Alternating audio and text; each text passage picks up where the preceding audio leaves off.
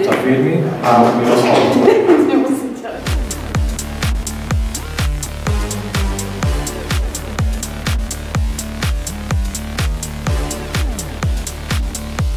Pekné príklady z praxe, kedy chlapci boli u nás na Dovale, išli na vysokú školu a zamestnali sa u nás ako inžinieri.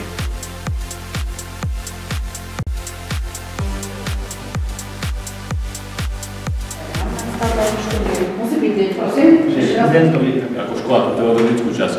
Konkrétne, dajme tomu ten programátor CNC strojov. Opýtať, či certifikácia na duálne vzdelávanie je jednorázová, alebo ju treba obnovovať? Že spolupracujú s takýmito firmami, tak vlastne tým majú.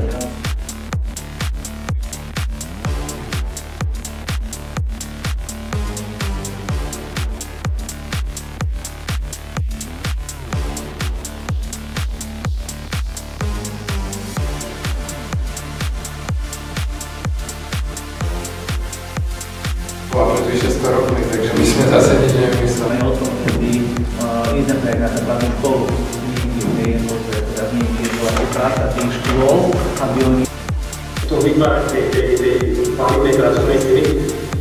A k tomu som mal teda vás chcel pozbudiť a teraz povedať